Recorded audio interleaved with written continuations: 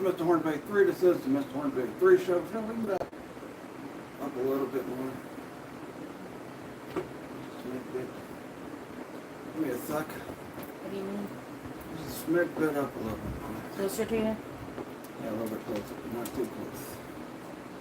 No, not that close. No. That's good. Let's see the live chat's in there. Anyway, hello, this is Mr. Hornby 3. This is the Mr. Hornby 3 show, and today we have a big wrestling topic show tonight. I'm going to be talking about the WWE partnership with TNA. I'm going to talk about AEW's future. I'm going to talk about some new wrestling figure news. A new wrestling line possibly being on at Target and Walmart. I'm going to talk about that. Talk about the invasion angle for WWE in 2001. And, you know, any other wrestling topics I can come up with. Bigger than the shot.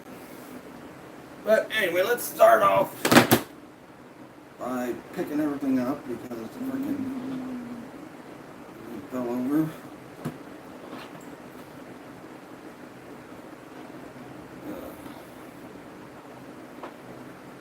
As you can see, there's more than just Tel and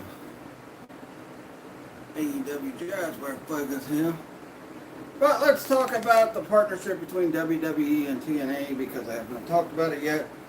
And apparently what WWE's plans are for this is they are planning on having TNA compete with AEW on Wednesday nights whenever they get them on a new network. But you know what? That's really going to kill things for TNA because even though AEW wasn't what it was a few years ago, I think still more people will tune into an AEW show on Wednesday night than they will a TNA show on Wednesday night. No matter what network that they are on, they're going to tune in to AEW more than they are TNA, I think. But really the whole reason why they're doing this partnership with TNA is so WWE can try to find a way to hurt AEW. And they think if they have TNA compete with AEW, that's going to ruin things for AEW. And it's really going to make a lot of people upset. Or it's going to make Tony Khan upset and quit or whatever. But, you know what? Like I said, I still think AEW. Hello. Hi. Hello. Hello to everybody in the chat there. I can see y'all from here, but yeah. But yeah, I think AEW will still outshine TNA in ratings. Hello. But you know, I mean, WWE. I mean, and AEW hasn't even taken any shots at WWE lately or anything. But WWE's the ones that's trying to call front for AEW. They keep counter programming AEW pay-per-views. They're going to have an NXT show coming up. They're going to have another show that's going to, they're going to have the Brock Lesnar, John Cena match go up against All Out. Well, I think it's next, in September. And they just keep counter-programming AEW. But yet, I don't see all these freaking, I don't see the wrestling internet community bashing WWE for their pettiness, except for maybe the Solid Monster. But everybody else, when AEW was doing that crap, everybody was just hating on AEW. But yet, WWE's doing the same crap, taking shots at AEW and everything, and people are just saying, oh, you know, that's typical WWE being WWE. They, like, yeah. But, yeah, I don't know, it's just crazy. But I honestly think, though, I think TNA will get new viewers once they get on a new network. But the thing is, I don't think they're going to grow any bigger than what they are now. Because, you know, AEW stars, a lot of people know the AEW stars more than do some of the TNA stars. And some of the TNA stars were WWE stars. And, you know, our guys, they're still building up, so who knows. But we'll have to wait and see. But anyway, So we're gonna get a new Wednesday Night War soon. No soon as TNA gets their own network. And I lived through the original Monday Night Wars. And yeah, in 96, 97, I was more tuned into WCW. But toward the end of 96, going into 97, I was kind of starting to, watch WWF a lot more again, too, because a lot of interesting things were happening. Like when Sid won the championship for Shawn Michaels, I was like, hallelujah. From Survivor Series 96 all the way up till frickin' WrestleMania 14, where Stone Cold finally won the WWF title. Hello. But when Stone Cold finally won the WWF title from Shawn Michaels, is when I got more interested in the WWF stuff. Now, yeah, I was still predominantly watching WCW because they still were dominating, but I was getting more interested in the WWF stuff, especially with the rise of Stone Cold and everything. Yeah, it was a pretty interesting time back then. But yeah, that partnership, I don't know. I think it's eventually going to lead to WWE buying TNA anyway, so we'll have to wait and find out. But let's talk about the future of AEW, because Warner Brothers is going to be going through a lot of different executive changes and all that stuff in these next couple of years. They're separating from Paramount and all that, so AEW really has to do something to make the new people running Warner's and all that want to keep their show on there. And I know AEW right now, it seems like they're taking steps to do things to make AEW better and try to make them more competitive with WWE. But honestly, they got to try even harder. Tony Khan still makes a few bad booking decisions. Tony Khan still makes a few, like if you've seen how Dynamite ended this past week, that was kind of a crazy, wonky way to change that storyline from where MJF is cashing in his contract to get the shot at Hangman to now he don't even have to cash it in because they threatened to burn up Mark Briscoe. Which, by the way, I'm going to talk about a possible new Pinnacle, which I've been talking about this for a while. Ever since the thing started with the Hurt Syndicate, with the MJF and the Hurt Syndicate, I felt like that was leading to a new Pinnacle being put out, because MJF said he needs some people to help him get back his Triple B. He was going to use the Hurt Syndicate, but the Hurt Syndicate had turned on him and kicked him out of the group. So I think we're going to see a new Pinnacle. And like I said, ever since this whole thing with the Hurt Syndicate started, I'm like, yeah, there's going to be a new Pinnacle at the end of this storyline, because, and it kind of got teased this past Wednesday with the whole, my dog will pass him, not the tribal. Kind of got teased with the Gates of Agony and Ricochet helping MJF take down Mark Briscoe. So I think we got a new Pinnacle coming in AEW, and it'll probably be MJF, Gates of Agony, and Ricochet. And I know people have been talking about how they have not really used Ricochet the way he was. People have been talking about how Ricochet's been getting used the same way he's using WWE. But if you put him in this new Pinnacle with MJF and the Gates of Agony, that's a way for Ricochet to get used the way people want to see him be used. He'll be in a main event spot because MJF won the main eventers on AEW. He's going to be in the top program. Eventually, him and the Gates of Agony, I think, are going to win the Trios Tag Team titles. Because right now all the other titles got something else going on that won't be able for Ricochet or the Gates of Agony to win any other title until all those other storylines are cleared up. Then Ricochet can go for a singles mid-card title in AEW, like the new Unified title. Which, by the way, since the Unified title is the unification of the International and the Continental title, why don't they just call it the International Continental title? Or why don't they just go ahead and do it? WWE don't own the copyrights to that name. New Japan used it before they got rid of their version of that belt. Why don't they just call that new Unified title the Intercontinental title? got the international part in it.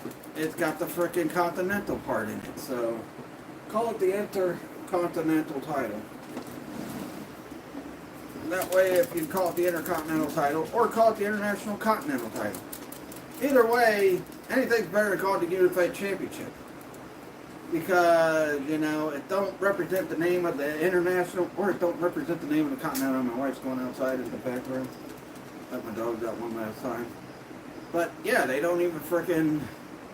They need a name that represents the continental name and the international name for that new unified title. And I think maybe down the road they will change the name of it. Who knows? But they also need to get rid of the international title and the continental title since they made that new belt, because it makes no sense for Don Callis to be carrying the other two belts with the new belt that Okada won at All Out, or All In Texas just not too long ago. That would make more sense than, you know, than freaking carrying 3 belts. That would make a lot of sense. Alright. Now, I'll get back to some more wrestling stuff here in a minute. But I want to talk about some news that we got just this past week. Actually, it was last week. But it's about a toy company that's been under a lot of scrutiny because they've been promising something and they haven't gave it to people in over a year or so. There's my wife again.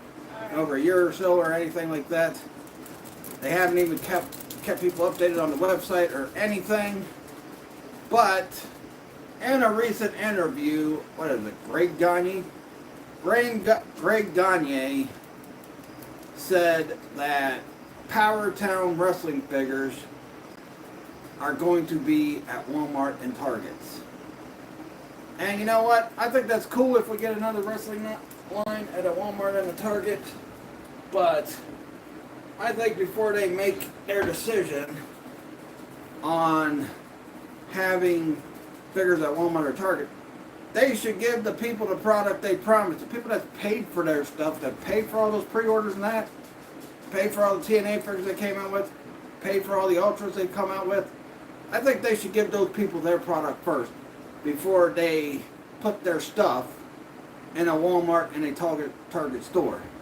Because if you satisfy those people, and those people give good word of mouth about Powertown product, then people will see Powertown figures in the collector section of Walmart and Target, and they'll be like, well, I heard good things about these figures. I'm going to pick one up.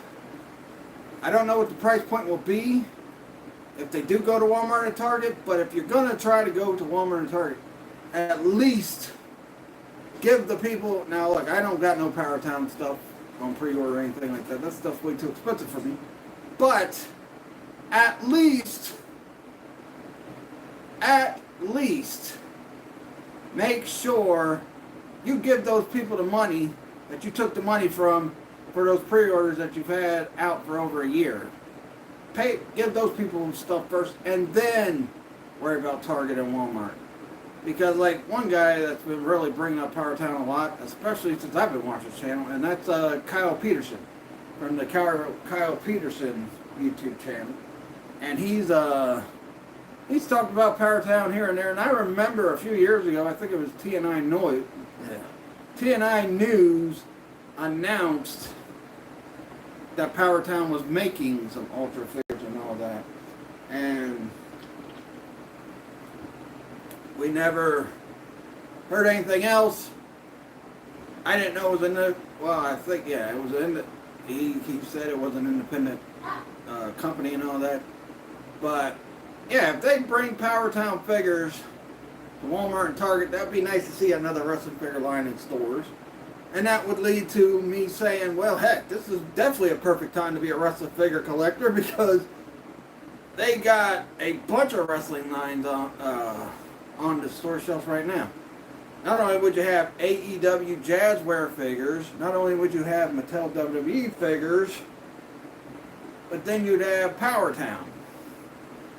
Also, I think like another independent toy maker, Zombie Sailor Toys. I think he's trying to get his in toy stores, and I think Zack Ryder and that's trying to get theirs in stores and that too. That'd be nice to see a ton of wrestling. As a wrestling fan myself, I would love to see a bunch of wrestling figures in the store. But like I said, the Power Town ones and that, those are all going to be in the collection. They're not going to be in the normal toy section like Mattel and Jazzware. They're going to be in actual toy section. They're going to be in the collector section. Where the NECA stuff is, where the crappy pop finals is, where McFarlane stuff is, all that stuff. But I think that'd be good. See a lot of different wrestling figure lines on store shelves. Now, how many people would buy Power Town stuff in that? Who knows? Depends on the price, depends on the quality of the figures, depends on the word of mouth of the figures and all that. So we'll have to wait and see whenever they come out with those at Toys R Us and Target. I just hope the people that pay for all that stuff on the pre-order and that, I hope they get that stuff first before they ship that stuff to Walmart and Target, because I feel bad for those people that ordered all that stuff from them and they ain't got it yet. So I really feel bad for those people. But more wrestling figure lines on the shelves would be awesome. I mean, it's already awesome as it is with the awesome year. We get LJNs back in stores. I'm pretty excited about seeing LJNs again. But, yeah, which is awesome. Speaking of independent action figure companies, apparently, I guess, Wrestling Superstore, I forgot what their name, Figure Toy Company, I think they're making figures again. They're going to try to make them in the style of Mattel and Jazzwares. But, yeah, I think they're starting to make figures again, but, I don't know, I never bought any of the freaking Figure Toy Inc. figures. I just didn't like how they looked. I don't know. Even though they had the Jack Styles when they made like the ECW ones and that a few years ago, and then they made some other lines. But back to independent wrestling figure companies, where's that next line of the unsanctioned classic superstars that Ringside made? Because so far all they've announced is the Road Warriors. But Ringside has not revealed any other figures, like, you know. And a lot of people were excited for the Ringside line. So where's that at? Where are the Ringside figures that we're all wanting to see more of? You know, I don't know where they are. All they announced was the Road Warriors, and that was it. They didn't announce any other freaking figures from that line. Those unsanctioned classic superstars. And I want to see more of those. I didn't buy the Road Warrior ones. They're pretty high priced. But yeah, Ringside promised they'd have more of those unsanctioned classic superstar figures, and we haven't seen any other ones announced yet. So maybe they'll announce some, maybe more toward the end of the year. Maybe they'll do it at Ringside Fest alongside with the Mattel stuff. Who knows? But we have not seen any more of those unsanctioned classic superstar figures yet. So Ringside, come on, get on that. You guys are going to make more of those. Y'all made the promise you would. Let's get some more of those figures. And I think the one thing that would be good about that line is they could also make, like, you know, kind of like how Zack Ryder and them make with the big rubber guys and that. I think it would be good if they freaking made, like, belts that WWE can't make or that Jazzwares can't make. As long as they get permission from certain people to do it, I think that'd be perfect if Ringside was able to do that. Like, let's say we get, I don't know, an unsanctioned classic superstars like, I don't know, who doesn't Mattel have under contract anymore? I don't know. But I would like to see some of the other NWA titles made in the Mattel and Jazzware style, because we've gotten NWA belt from Mattel, and maybe Mattel will make more NWA titles. They also made the NWA television title, but they only made the red strap version. They never made the black strap version, so I don't know.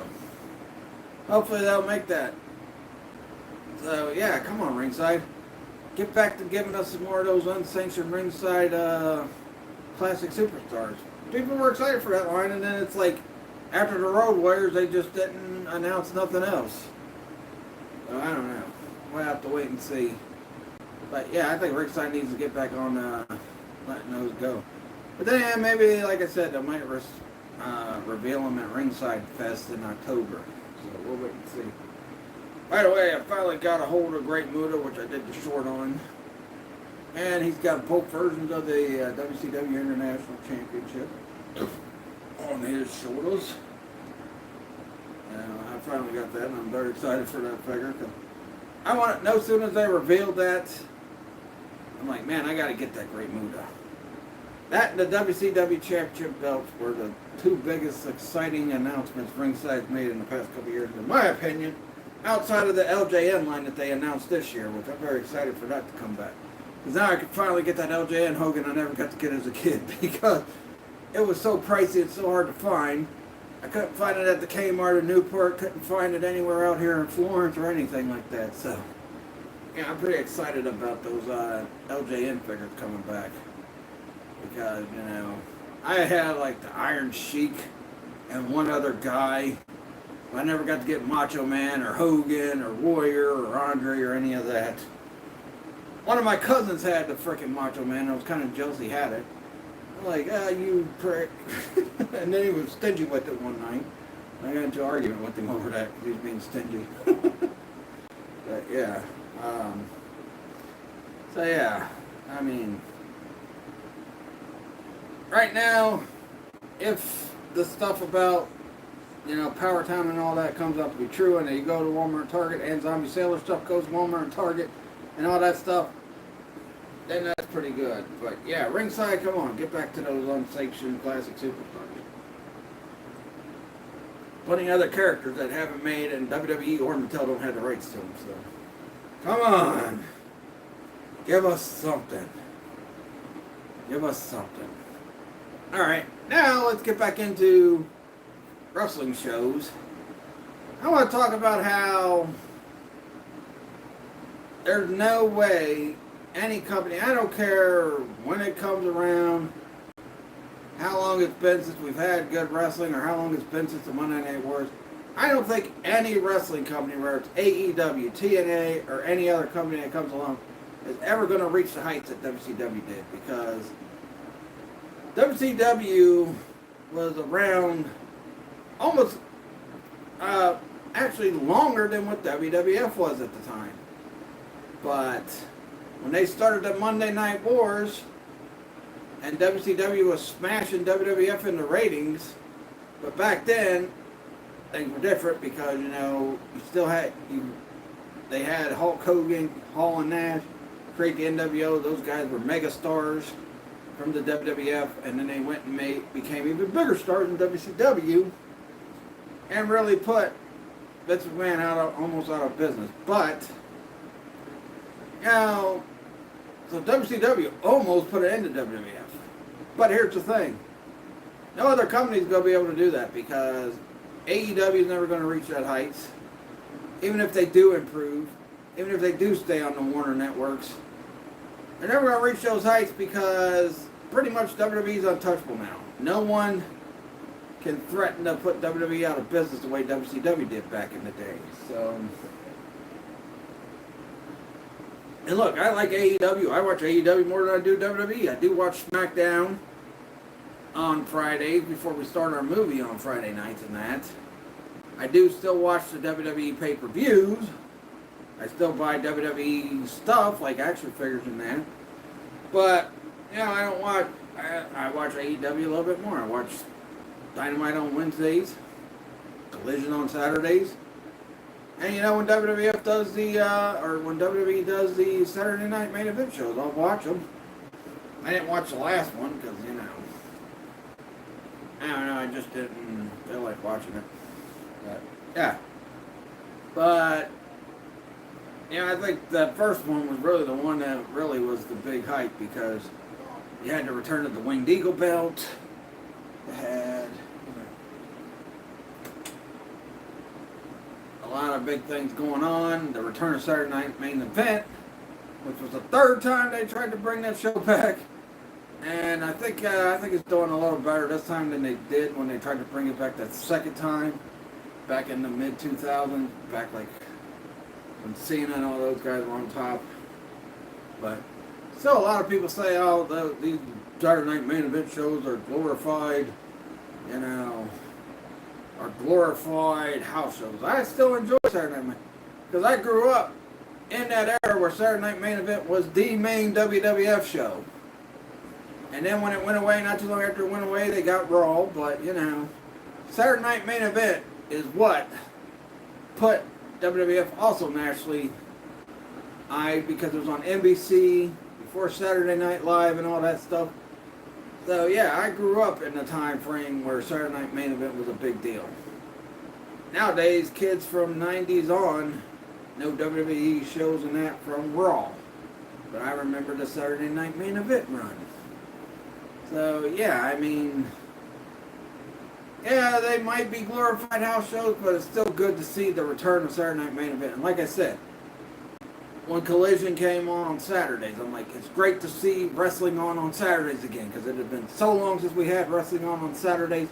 The last time we had wrestling on a Saturday was when WCW was still around and they had WCW Saturday Night still. Now you got Collision, now Saturday Night Main Event's back. So it's good to see those shows. It's good to see wrestling shows on Saturday again. That's exciting.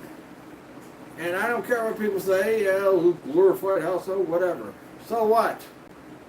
It's still on TV on Saturday night. You know. And maybe I'm just looking through it with rose-colored eyes, but yeah. I remember when wrestling was on Saturday nights.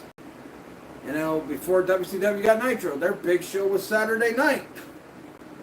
Before WWF got Raw, their big show was Saturday Night Main Event. But you also got to think about it too. In these times, the thing is, you get main events on the normal TV shows nowadays. You still got Raw, you got SmackDown, you got, you know, AEW shows, and they usually put big title matches on those shows too. So I can see why some people don't care too much to watch Saturday Night Main Event, or don't care too much to watch Collision. But, you know, still, it's great to see wrestling on a Saturday night at 8 o'clock to 10 o'clock. It's still great for me, and I enjoy it. So, yeah. Y'all can complain all you want. It's just good to see wrestling back on Saturday nights. That's why I still watch Collision on Saturday. Even though it might not have been as good as it was when it first started a couple years ago. Or what was it, last year? No, it was a couple years ago. It's been a couple of years now since Collision's been on. I'll still watch it because I like watching wrestling on Saturday nights. Because it reminds me of the time when WWF and WCW were on Saturday nights, and their big shows were the Saturday night shows. Main Event and WCW Saturday night. Or NWA Saturday night. But yeah, so, I don't know. I don't get why people complain about getting stuff like that back, but I enjoy seeing that stuff back. Alright. Now let's get into the invasion angle I want to talk about, because, you know, I've been talking about this for quite a while, and I never got around to it in an individual YouTube video, so I figured since this is a big wrestling topic show, might as well talk about it here. Talked about toys, I've talked about other current stuff. But let's talk about the invasion angle. And yeah, I think one of the biggest problems with the invasion angle is the same thing everybody else thinks. The lack of the WCW stars on site. But you know what? People bash Booker T and Diamond Dallas Page like, oh, those guys are, it was mainly mid-card. Booker T and Diamond Dallas Page were two main event players, and they were the only two major main event players that really jumped over and signed a new contract with WWE after WWE bought WCW. Yeah, the other guys might have sat out, but had they been able to get all the other guys, like a Hogan, like a Goldberg, like a Sting, like a, you know, Ric Flair, like, you know, had they got Randy Savage back, Sid, all those guys that were a big part of Monday Night War, I think the invasion angle would have been better than what it was.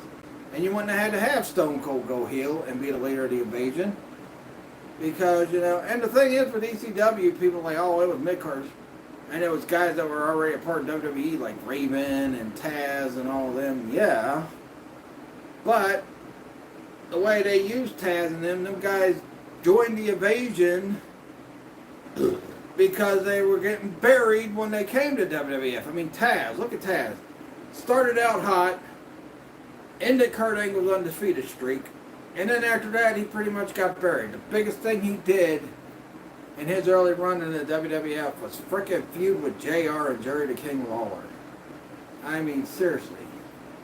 Whose idea was that to take one of the baddest motherfuckers in wrestling in Taz and have that sumbitch feud with JR and the King? Because they had no other plans for it. And not only that, let's not forget about, I don't know if it was a SmackDown or a Raw, where when Taz went and won the ECW title from Mike Awesome after Mike Awesome joined WCW while he was still the ECW champion, frickin' Taz takes on Triple H and the ECW champion, and the championship gets buried by WWF. They buried the ECW championship, and they buried one of the top ECW wrestlers in that. But yeah, you think about it though. Raven and them, they went to WCW, they went to WWF, they thought them companies would make them big. So it made sense that they went to the Alliance when the Alliance came in. It made sense because they were getting buried by the WWF, so they said, fuck WWF, we'll go back to our roots in ECW. And that's what they did. So, the fact that they buried a lot of those ECW towns, yeah, the Dudley Boys had a good push. So it made no sense for the Dudley Boys to join the Alliance because they were getting a good push. But like Rhino and, you know, other ECW talents that weren't getting that push, I could see why they joined the Alliance. But yeah, had you had Goldberg, had you had Sting, had you had Hollywood Hogan and the NWO and all that, that definitely would have been a better invasion storyline. But Vince McMahon wanted to be a cheapskate and not pay them, so they took their money from their Warner contracts. I mean, and I think, yeah, it would have made sense to have Eric Bischoff be a part of that invasion angle, too. Because he was the one that pretty much ignited the war when he told Ted Turner, because Ted Turner asked him, what do you think we need to do to compete with WWF? And Eric Bischoff said, you know, and he thought Ted Turner would shoot it down. That's what he said on 83 Weeks. And that's when I was still listening to 83 Weeks when he was talking about that. But, you know, when Ted Turner asked him that, he said, how about 2 hours on Monday night in prime time? That's how we freaking compete. Well, he said a WCW show to compete with WWF because at the time WWF was an hour and the Nitro show was an hour. Then both shows went to 2 hours. And then WCW stupidly went to 3 hours. But, yeah, I mean... So, yeah, I think Bischoff should have been a big part of that invasion angle. And I definitely... What I would have did... I wouldn't have took some of the veteran guys and put them as the top guys that are a part of the invasion angle. I mean, they were still going to be a big part of the invasion angle, but like have the younger, like a Booker T against The Rock, Stone Cold against Goldberg, you know, Triple H and Jeff Jarrett compete against each other. Steiner and Angle, or, you know, Steiner and Triple H, and then frickin' Angle and Jeff Jarrett, which I think that's probably what they would have did. They probably would have put Jeff Jarrett and Angle against each other. Steiner and Triple H would have went against each other. You saw they put Rock and Booker T against each other. Stone Cold and Goldberg definitely would have been the must-have one to have them against. And Lance Storm, yeah, he did get a feud with Jericho, so yeah. I mean, you also got to think about, too, some of the WWF guys were injured, too, at the time. And plus, Rock was making a movie, but... You know, had they had all the fruits of the bat, all the WWF guys, all the WCW guys, everybody was healthy in WWF. Nobody was making movies in WWF. And then all the WCW guys decided to come to WWF. That would have been an epic invasion. I think it would have been a lot longer than a few months. The invasion angle probably would have went at least till, well, went from 2001 maybe to 2003. But, you know what? Is what it is. That's ancient history. But you know what? You had healthy WWF guys and guys weren't making movies, and then you had the whole WCW roster that was the top stars in that. The freaking invasion angle would have been epic. And definitely Stone Cold and Goldberg would have been a match to saw. Because, you know, a lot of people want to see it. Because people are saying, well, Goldberg's a Stone Cold wannabe and blah, blah, blah, blah, blah. You know, I actually didn't have a problem with them pairing up Diamond Dallas Page and Undertaker.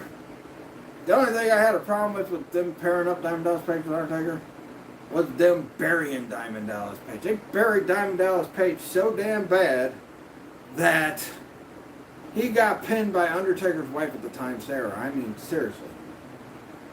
That was dumb. They should not have did that. That was terrible booking. They really screwed Diamond Dallas Page over. And supposedly the reasons were because he came in like a cocky, arrogant prick or whatever. But whatever, man. They just didn't like the fact he was a WCW guy and he wasn't a WWF guy. That's the only reason why they buried Diamond Dallas Page. But, yeah, I mean...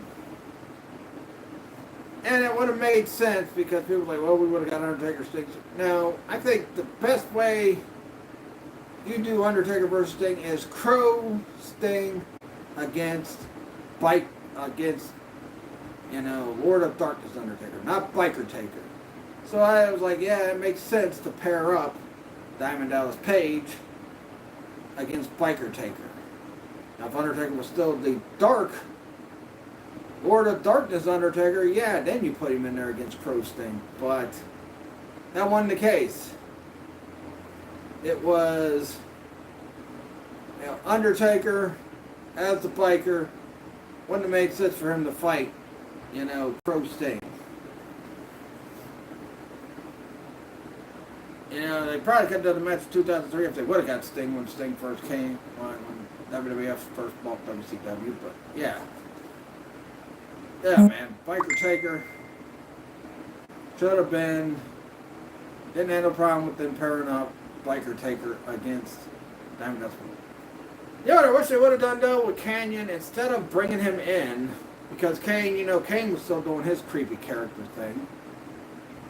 And they did do a match at SummerSlam 01 where it was like Undertaker and Kane against DDP and Kanyon. They should have had Kanyon bring back Mortis, because Mortis could have been the dark, because Mortis' character was kind of similar to freaking Kane. So you could have had Mortis and Kane, Undertaker, DDP. That's how they should have did it with Mortis. But they didn't. Like I said, they probably would have put Kurt Angle in a feud with Jeff Jarrett, which would have made sense. Neither one of them were taken serious when they were champion in their initial run, especially Jeff Jarrett. And I always make jokes about how Jeff Jarrett ruined the WCW title. But booking didn't help his WCW title run either, so yeah. Anyway, yeah. They should have Biker Taker with Kane against DDP and Mortis. Not Kanyon, Mortis. That would have fit in perfectly. Undertaker and DDP could be the normal guys. Mortis and Kane could be the demons. Because it made no sense for them just to throw Kanyon in there. And I even said it back then, I'm like, they should have just made Kanyon Mortis again. Then him and Kane could battle, Undertaker DDP could battle, and boom! That's not what happened though. So, I don't know. That was a bad booking decision, I think. Not having Mortis, and just having him as Chris Kanyon. Just having Mortis. And then, you know what? Even if it was just for that match, Mortis could say, you know what?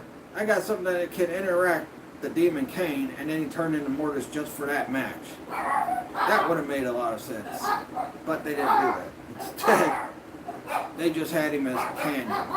And my dogs are barking, but they're stupid. Shut up, dogs!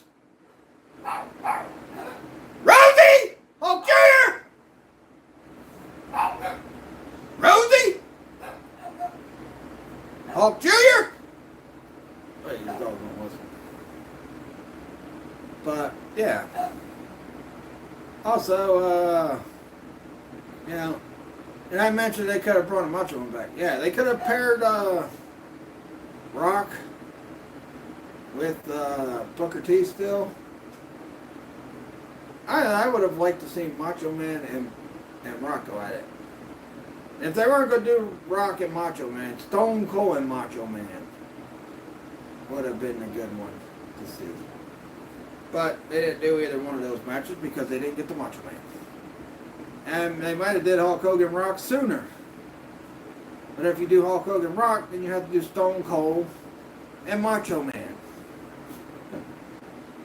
But yeah, I mean, yeah, the invasion angle really, would have been better had they implemented some better things, like, just for the match, the tag team match with frickin' The Undertaker and Kane, you have Kanyon become Mortis again, just for that match. Undertaker and Kane could have still won or whatever, but you have frickin' Mortis and DDP against Undertaker and Kane. Not Kanyon and DDP, Mortis and Kanyon. I mean, Mortis and DDP. And we also missed out on a chance to possibly see probably the greatest match ever. Great Muta. And they probably could have got Great Muta for the invasion angle. Great Muta and Hakushi. We should have seen Great Muta and Hakushi. Honestly, yeah. Great Muta and Hakushi. They missed the boat on not signing Muta or Hakushi just for the invasion angle. I mean, yeah, Great Muta would have to go over on Hakushi, man. Great Muta was just awesome. Hakushi was okay. Him and Bret Hart had a really good wrestling match.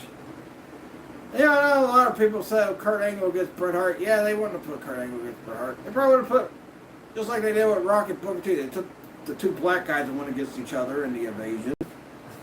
They probably would have took the two frickin' what was I ever? I forgot what I was going to say.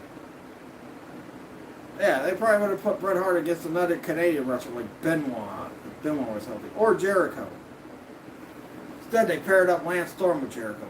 So they probably would have put Benoit against Bret Hart. Even though by that point we had seen that match numerous times. But yeah. Definitely the money match would have been Stone Cold and Goldberg. And then, we eventually get that Hogan-Austin match.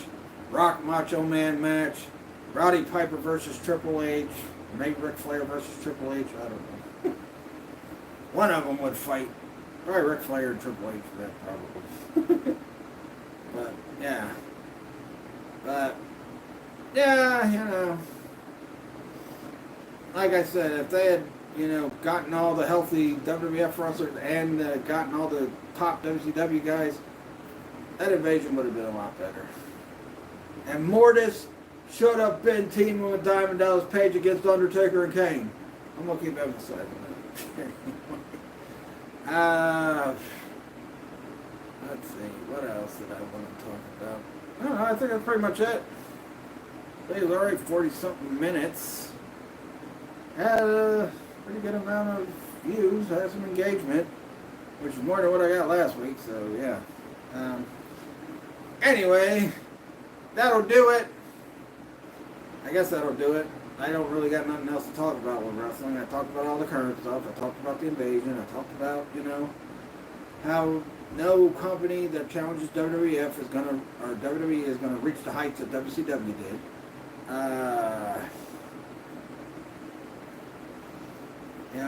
Also it's at a time where you don't really there's a lot of superstars in wrestling, but you rarely see megastars anymore in wrestling. Like guys that carry the whole company. I mean, I guess you could say Roman Reigns, but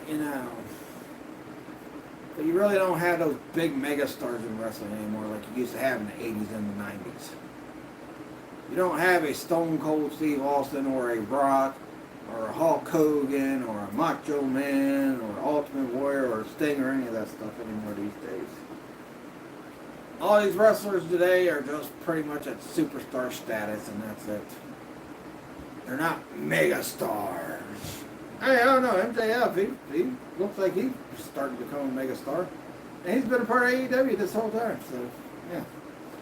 He's starting to become a mega star, but yeah, that's how. Even, you know, when you had like, when it was TNA and WWE, you had got mega stars like Samoa Joe and freaking AJ Styles and that.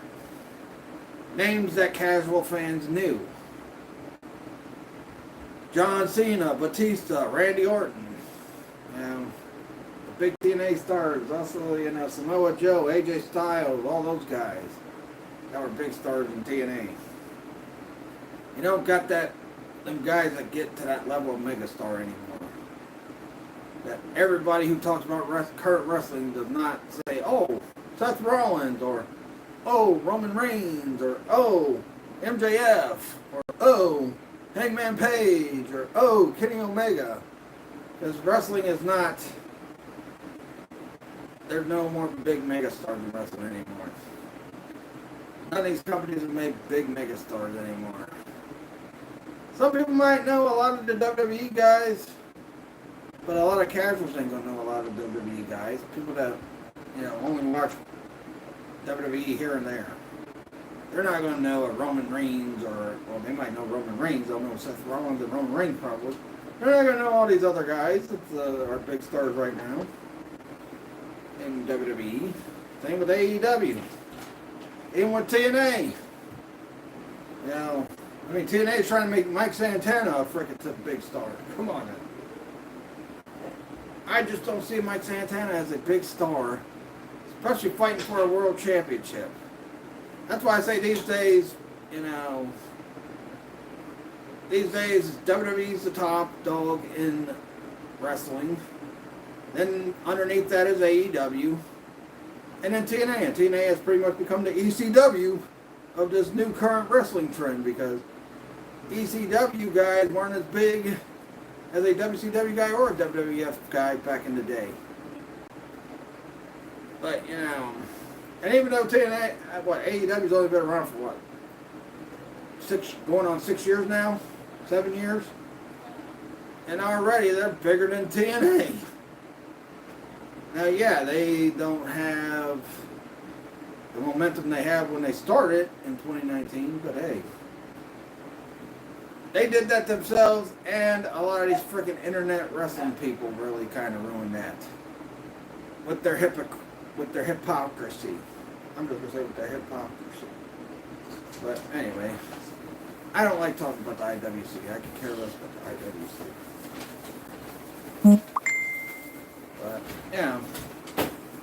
But yeah, that's all the wrestling topics I want to cover today. I want to talk about the wrestling figure news. I want to talk about how no company is probably never going to reach the heights of WCW. I want to talk about all that other stuff.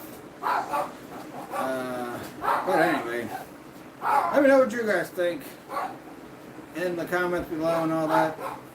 Don't forget to like this video, subscribe for more, follow my Facebook fan page, Mr. Hornby 83 Show, follow my Facebook business page, Trigen Toys. And Monday's video, I will have an announcement about Halloween Figure Havoc. I'm going to take some matches out, and I'm going to add some different matches to the matches I was going to do for Halloween Figure Havoc. I think it would do better. Maybe that'll help that show do better than what King of the Figures did in June. So yeah, I'm going to change a few matches, take a couple matches out, add some other matches in, like Muta and Vader. Probably do that at the next wrestling figure event I do, which will be early next year. But, well, the one after Halloween Figure Havoc, which will be early next year. But, yeah, so, yeah, there's a rivalry I want to do at this show that's going to pick up Tuesday. So, yeah. But anyway, that'll do it. I will catch you guys Monday. Also, check out all the shirts I've done these past couple of days. I talked about my Colts sucking this year.